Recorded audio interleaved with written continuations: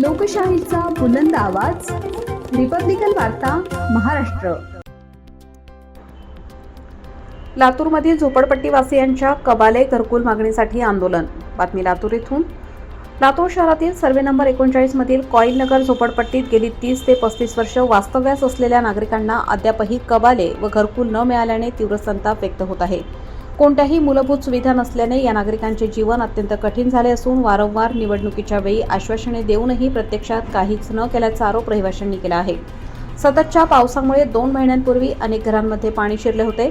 अन्नधान्य, कपडे भिजल्याने नागरिकांना 8 दिवस शाळेत आश्रय घ्यावा लागला। या अन्यायाविरोधात कॉईल नगर वसाहतीतील माता, भगिनी, तरुण, ज्येष्ठ नागरिकांनी दिनांक 10 व 11 डिसेंबर 2025 रोजी महानगरपालिकेसमोर 2 दिवस आमरण उपोषण केले। उपोषणाची दखल घेत विविध संघटनांचे पदाधिकारी, भारतीय मजदूर युनियनचे संस्थापक कॉम्रेड राजकुमार भोसले, यूथ पॅन्थरचे अध्यक्ष संतोष वाघमारे, ब्लू पॅन्थरचे संस्थापक साधुभाऊ गायकवाड, लोकप्रहार संघटनेचे संस्थापक अजय सुरवसे, अमन बहुउद्देशीय सेवाभावी संस्थेचे हातीम शेख आदींनी आयुक्त मानसी मॅडम यांच्याशी चर्चा केली। चर्चेनंतर कॉईल नगरमधील नागरिकांना कबाले व घरकुल देण्याचे लेखी आश्वासन देण्यात आल्याने उपोषणकर्त्या दीपमाला चंदन शिवे यांच्यासह नागरिकांनी ज्यूस पिऊन उपोषण स्थगित केले।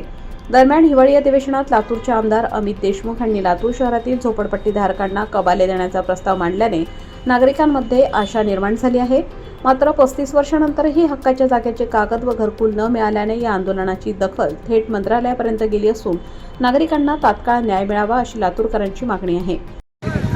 लोकशाहीचा बुलंद आवाज, रिपब्लिकन वार्ता, महाराष्ट्र।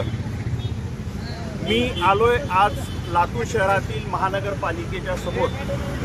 जो गेट आहे या गेटच्या समोर कॉईल नगर झोपडपट्टी येथील सर्व महिला, नागरिक, ज्येष्ठ नागरिक येथे आमरण उपोषण करत आहेत। त्यांची मागणी आहे त्यांना कबाले मिळावे व त्या कबाल्याच्या जागी त्यांना घरकुल मिळावं अशा मागणीसाठी ते 20 ते 25 वर्षांनी प्रत्येक वेळेस नगरपालिका होती तेव्हापासून मुख्याधिकारी होते, आता आयुक्त आहेत, आतापर्यंत त्यांनी निवेदनं अर्ज देत आलेले आहेत। परंतु आज लातूर शहरातील आज ऐतिहासिक काळा दिवस मोजला जावा असा हा अपमानित विषय आज या लोकांनी लातूर शहरामध्ये काँग्रेस पक्षाचे आदरणीय अष्टपैलू विलासराव देशमुख साहेबांच्या सोबत कपडे फाडून भांडणं करून त्यांना मतदान देण्याचं काम केलेलं हे नागरिक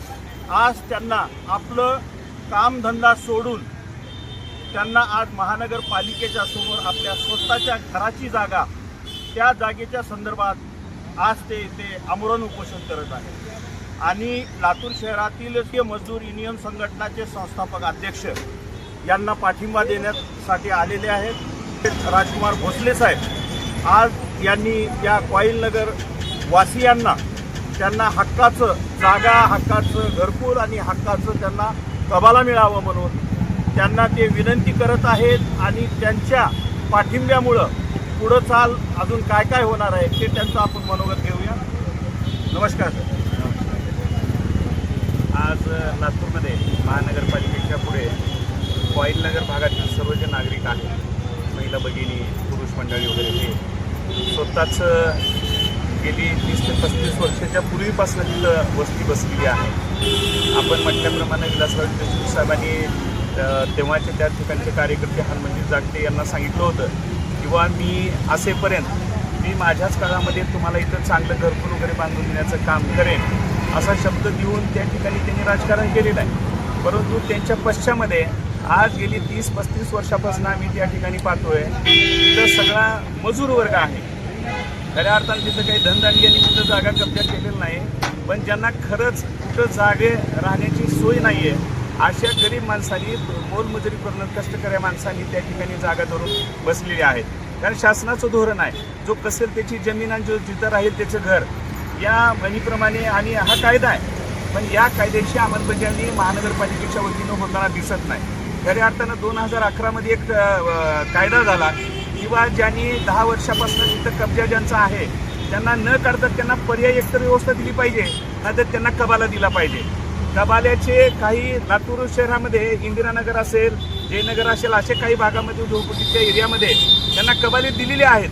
परंतु केवळ इथल्या नालायक राजकारण्यामुळं तिथल्या कॉईलनगर झोपडपट्टीमधल्या लोकांचे कबाले आत्तापर्यंत मिळाले नाही.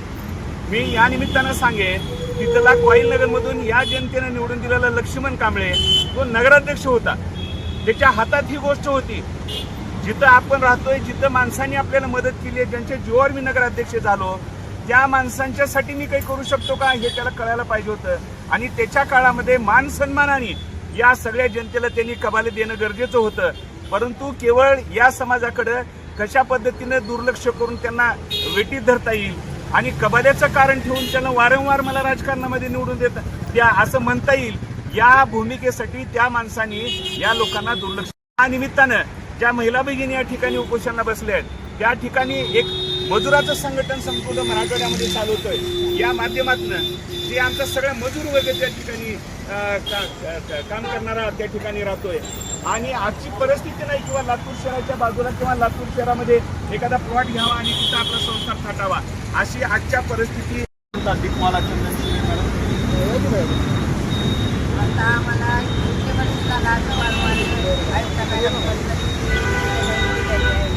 आता जरी आमची कुणी जरी तक्रार नाही घेतली तर येणाऱ्या विधानसभेची महानगरपालिकेला आणि कुणी मतदान करणार नाही, मतदानाला बहिष्कार टाकणार आहे. आजपर्यंत तुम्ही महानगरपालिका असतील किंवा लातूर जिल्हाधिकारी असतील यांना किती वेळेस निवेदनं दिलेली आहेत? भरपूर वेळेस दिलेली आहे. आता इथं महानगरपालिकेला तर कमीत कमी 2 वर्ष झाले मी कंटिन्यू दर महिन्याला निवेदन दिल्यासारखं देत आहे. कधी आम्ही तिची केस जिंकल्याने कागद आणून देतो, अण्णाराव पाटलांनी आमच्या जागेची केस जिंकलेली आहे, त्या कागद आणून देतो. कधी आमच्या इथं काय म्हणतात घरकुलासाठी, कबाल्यासाठी काय झालं काय नाही सारखं वारंवार येणं, अर्ज देणं. परत म्हणलं तर माग संतोष वाघमारे यांनी बी आमच्या संघ आले, त्यांनी बी आम्हाला मदत केली, निवेदन कुठल्याही प्रकारनं कुणी आमची अजिबात ही दक्षता घेत नाही आहे. तर आता काय करावं, त्यामुळे आता आम्हाला तर हे आहेत दीपमाला चंदनशिवे आणि त्यांच्यासोबत सर्व कॉईलनगर झोपडपट्टी येथील सर्व महिला भगिनी व ज्येष्ठ नागरिक. सांगावं तेवढं कमी आहे. लातूर शहरामध्ये गाय वासरू नका विसरू. शिवराज पाटील चाकूरकर यांना मतदान करत करत काही वर्षांनी हाताचा पंजा आला आणि अष्टपैलू विलासराव देशमुख यांचं नेतृत्व सुरू झालं. यांनी जागोजागी ज्याही लातूर शहरामध्ये जे झोपडपट्ट्या आहेत तिथे जाणे, तिथे भेटणे, आपले मतदार फिक्स करणे, अशा प्रकारे अष्टपैलू विलासरावांनी जे केलेलं कार्य आहे त्या कार्यावर ते आमदार झाले, 2 वेळेस महाराष्ट्राचे मुख्यमंत्री झाले आणि त्याचसोबत ते केंद्राचे सुद्धा मंत्री, ग्रामीण विकासचे मंत्री झाले. एवढं होत असताना ज्या नागरिकांनी आपलं विलासराव देशमुख किंवा काँग्रेस पक्षाला त्यांनी बहुमताने निवडून दिलेलं आहे आणि त्याच विलासराव देशमुख साहेबांनी मंटाळे नगर येथे राहत असलेली ही झोपडपट्टी या कॉईलनगरला स्थलांतर करण्यासाठी आदरणीय विलासराव देशमुखांचा मोठा सिंहाचा वाटा आहे. आणि त्याच जागी पक्ष नाहीत परंतु त्यांचा मी एक साक्षीदार आहे. विलासराव देशमुख साहेबांनी असं बोट करून दाखवले होते की हनुमान जागते, तुम्ही इथं राहायचं, तुम्हाला आम्ही या जागी कबाला देऊ, या जागी आम्ही तुम्हाला घरं बनवून देऊ, असं आश्वासन देऊन त्यांनी अनेक वर्ष राजकारण केलं. आणि ज्या जागी त्यांना हे बसवलं होतं त्या काळामध्ये बस स्टँडचा माणूस त्या जागेपर्यंत जाऊ शकत नव्हता. एवढं गावाच्या बाहेर असलेली हे कॉईलनगर आज शहरामध्ये दिसतोय आणि ही लोकांच्या पोटामध्ये फुटतोय. त्या काळानंतर विलासराव देशमुख साहेब हे देशाचं नेतृत्व करत असताना त्यांचे बंधू महर्षी दिलीपराव देशमुख यांनी प्रत्येक निवडणुकीला ते आले, तिथे बसले, ते मी कटिबद्ध आहे असं आदरणीय दिलीपराव देशमुखांनी सुद्धा 4 वेळेस माझ्या समक्ष आश्वासन दिलेलं आहे. रिपब्लिकन वार्ता महाराष्ट्र शहर प्रतिनिधी Hatim Shaikh, cameraman Harsh Gilche, Latur. Subscribe now and press the bell icon.